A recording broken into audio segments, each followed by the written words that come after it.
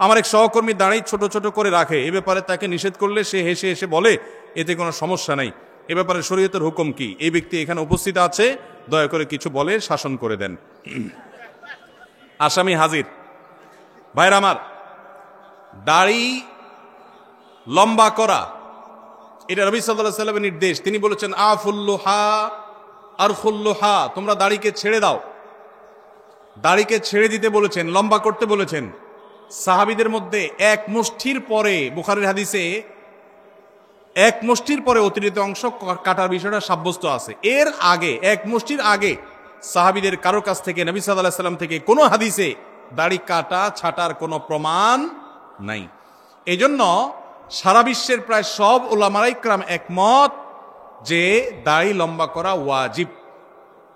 কিছু ইখতিলাফ আছে, আরবের কিছু আলেমদের ভিন্ন মত আছে। বেশিরভাগ আলেমদের মতে হলো দাড়ি লম্বা করা কি ওয়াজিব। ইজিপশিয়ান কিছু আলেমদের ভিন্ন মত আছে, আরো কিছু আলেমদের ভিন্ন মত আছে, বাকি মেজরিটি আলেমদের মত হলো ওয়াজিব। আমরা বলি দাড়ি রাখা সুন্নত, সেটা সুন্নত এই অর্থে নবীজিও দাড়ি রেখেছেন, সেই হিসাবে সুন্নত, কিন্তু তিনি নির্দেশ করলে সেটা কি হয়ে যায়, সেটা আমভাবে ওয়াজিব হয়ে যায়, সেই হিসাবে দাড়ি রাখা ওয়াজিব। অতএব ভাই, যদি কেউ মনে করে দাড়ি না রাখলে সমস্যা নাই, তার কাছে সমস্যার ডেফিনিশনটা কি, সংজ্ঞাটা কি? কেউ তো বলতে পারে নামাজ না পড়লেও সমস্যা নাই, কিন্তু একজন মুসলমান মনে করবে আল্লাহর নবীর ওয়াজিব তরক করলে সমস্যা আছে না নাই? আছে। কিয়ামতের ময়দানে তার জন্য জবাবদিহি করতে হবে কি হবে না? হবে। তবে আমাদের ভাই কেউ হয়তো খোঁচা খোঁচা দাঁড়িয়ে রাখা শুরু করেছেন, আমরা তাকে অ্যাপ্রিসিয়েট করব, আমরা তাকে দূরে সরাবো না। আলহামদুলিল্লাহ ভাই, শুরুটা করে দিয়েছেন, ইনশাআল্লাহ আল্লাহ এটাতে বরকত দিবেন।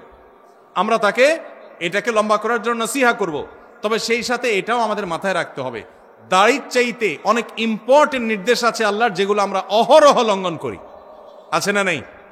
এটা শুনে আবার বেদাড়ি আল্লাহ একটু খুশি হয়ে গেছে, যাক আমাদের পক্ষে একটু আসলো।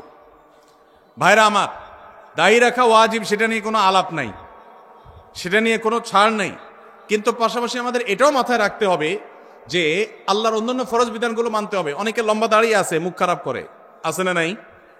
বাংলা একটা প্রবাদ আছে, হাজী সাহেবের মুখ খারাপ। কি বলে? হাজী সাহেবের মুখ খারাপ। এই লম্বা দাড়ি নিয়ে মুখ খারাপ করে কি করে না? এই লম্বা দাড়ি নিয়ে দোকানদার দেশি মশারি আর ইন্ডিয়ান মশারি মিশায় দেশি মশারি ডাল বলে বিক্রি করে কি করে না? তাহলে দাড়ি আছে, তিনি ওয়াজিব আমল করেছেন, সবও পাবেন, কিন্তু যেই কাজটা করছেন ওইটা দাড়ি রেখে যে সব পাচ্ছেন তার চেয়ে অনেক বেশি ক্ষতি তিনি করছেন ওই কাজটা করে। ঠিক না ভাই? ঠিক। এই জন্য আমাদের পরিপূর্ণভাবে দ্বীনে প্রবেশ করতে হবে, আল্লাহ আমাদেরকে তৌফিক দান করুন। কিন্তু সেই সাথে দাড়িও লম্বা করার চেষ্টা করতে হবে। কিন্তু কোনো ভাই করছেন না, আমরা বেশিরভাগ মানুষ অন্যকে নিয়ে পড়ে থাকি। একটা বড় মুসিবত হলো বাংলাদেশের মানুষের, আমরা অন্যের চরকায় তেল একটু। আমাকে আল্লাহ দাড়ি রাখার তৌফিক দিয়েছে, আলহামদুলিল্লাহ। আমি এখন চিন্তা করবো আমার আখলাকটা ঠিক হয়েছে কিনা, আমি বউরে বাসায় গালি দিই কিনা, আমি কর্মচারীদের সাথে চালের মতো ব্যবহার করি কিনা, আমি মানুষের হক মারি কিনা, আমি দেখবো আমার বাকি আর কোথায় ল্যাকিংস আছে সেটা আমি দূর করব। আমি দাঁড়িয়ে আছে, এই জন্য যার দাঁড়িয়ে নেই তারে খোঁচা মারি করি আমি, এটা তো কোনো মুসলমানের কাজ হতে। আমি চাইবো আমার ভাইয়ের দাড়ি লম্বা হোক, কিন্তু সেই সাথে আমি চাইবো আমার আরো যে দুর্বলতা আছে সেগুলো যেন দূর হয়। আল্লাহ আমাদেরকে আমলের তৌফিক দান করুন। অনেক চাকরির ক্ষেত্রে দেখা যায়, যেমন ডিফেন্সের চাকরিতে নবী সাল্লাল্লাহু আলাইহি ওয়াসাল্লামের সুন্নাত দাড়ি রাখার জন্য সিনিয়রের অনুমতি নিতে হয়, এবং চাকরির বয়স কম তাই অনুমতি দেয় না। এ বিষয়ে যৌক্তিকতা কি?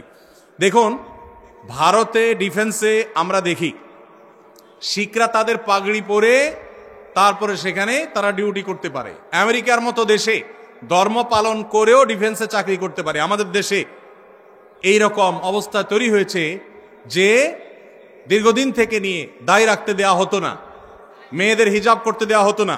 একবার বিমানে একজন বিমানবালা আমার কাছে একটা অনুরোধ করলেন যে ভাই, মেহেরবানি করে আমরা যারা হিজাব করে ডিউটি পালন করতে চাই, যদিও বিমানবালার ডিউটি হিজাব করে পালন করেও শরীয়ত মতো পর্দা করা কঠিন, বাকি জেনারেলি অন্যান্য ক্ষেত্রেও মেয়েদের যেন পর্দার সাথে করতে পারেন, তারা অনুরোধ করেছেন।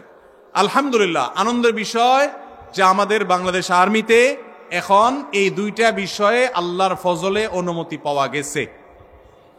বিশেষ করে দায়ের বিষয়টাতে অনুমতি যে নিতে হয়, এটা ডিসিপ্লিনের জন্য। আমার মনে হয় এখানে একটা ড্রেস কোড থাকা উচিত একটা প্রতিষ্ঠানের।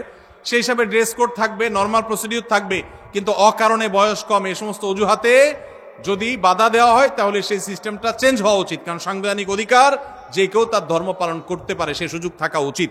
আমি আশা করি যে সংশ্লিষ্ট মহল তারা এটা বিবেচনা করবেন বা দেখবেন। আমার একটা প্রশ্ন, কোনো ব্যক্তি এমন ঋণগ্রস্ত যা পরিশোধ করা কষ্টকর, এক্ষেত্রে ওই লোক ব্যাংক থেকে ঋণ নিয়ে ঋণ পরিশোধ করতে চাইলে সেটা পারবে কিনা জানতে পারলে ভালো হয়। যিনি ঋণগ্রস্ত তিনি ব্যাংক থেকে সুদি লোন নিয়ে যদি ঋণ পরিশোধ করতে যান তাহলে গাছের গোড়া কেটে আগায় পানি দেওয়া হবে, গোড়ায় কেটে আগা পানি দেওয়া হবে। ঋণ পরিশোধ ভালো কাজ, কিন্তু সুদি কারবার করা ভালো না খারাপ? সুদি কারবার করা কি ভালো কাজ না খারাপ কাজ?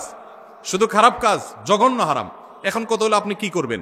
আপনি চেষ্টা করবেন আপনার জমি জমা বিক্রি করে কারো কাছে ধার দেনা করে পরিশোধ করার। অনেকে আমার কাছে চিরকুট দেয়, ভাই আমল শিখে দেন যে আমল করলে ঋণ পরিশোধ হয়ে যাবে। ছাত্ররা চিরকুট দেয়, কালকে বরিশালে প্রোগ্রাম ছিল, চিরকুট লিখে দিছে কি এমন আমল শিখিয়ে দেন যে পরীক্ষার খাতা উল্টো পাল্টা লিখলে ওটা ঠিক হয়ে যাবে। কত আজগুবি আজগুবি প্রশ্ন মানুষ দিতে পারে। আমি এই প্রশ্ন দেখে বললাম, এই প্রশ্ন বলতেছে এটা একটা ফাঁকিবাজ ছাত্র। ভালো ছাত্র হলে সে পড়ালেখার চেষ্টা করবে, কলম পড়া, ওই ধানাই পানাই করা, অমুক পিসাবের কাছে যাওয়া পরীক্ষার আগে, এগুলো সব ফাঁকিবাজ ছাত্রদের কাম। ভালো ছাত্র পড়ালেখা করবে, ফাঁকি ঝুঁকি দিবে না, আর আল্লাহর কাছে দোয়া করবে, মুরব্বীদের কাছে দোয়া চাইবে, বাস না। আপনি এই ধানাই ফানাই করলে এটা আলামত খারাপ। বিধায় একইভাবে ঋণ পরিশোধের জন্য অনেকে বলে, ভাই আমল শিখাই দেন ঋণ পরিশোধ যেন হয়ে যায়। তা আমি অনেককে এরকম হাতের কাছে পেলে জিজ্ঞেস করি, ঋণ কত টাকার? বলে 5 লাখ টাকা। জমি জমা ঘর বাড়ি? আলহামদুলিল্লাহ গর্বিটা আছে। জমি জমা? জমি জমা আছে, কিছু চাষের জমি আছে, ওগুলো বিক্রি করলে কত হবে? ওগুলো তো অনেক টাকার জিনিস, তো সেগুলো বিক্রি করে ঋণ দেন না কেন? না, জমি বিক্রি করে ঋণ দেবো নাকি?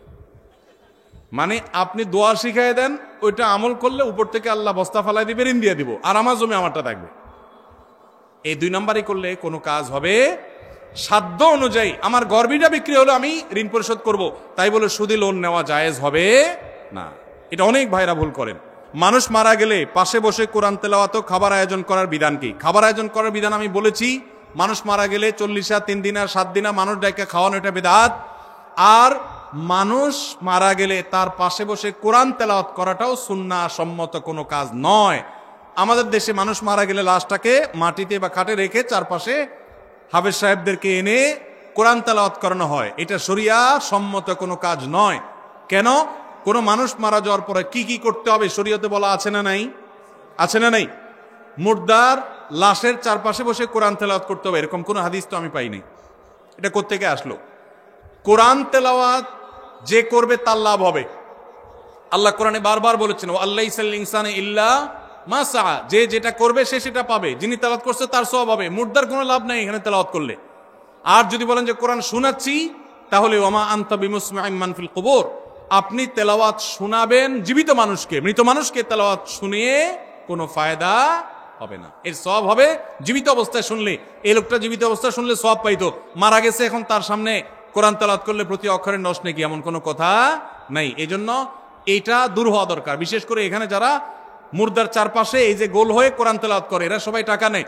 তেলাওয়াতের বিনিময়ে টাকা গ্রহণ করা সারাসার হারাম। যে দেয় সেও হারাম করে, যে নেয় সেও হারাম করে। খতমের নাম দিয়া অনেক এলাকাতে এখনো অনেকে হারাম কাজ করছেন, তাদের আল্লাহকে ভয় করা উচিত।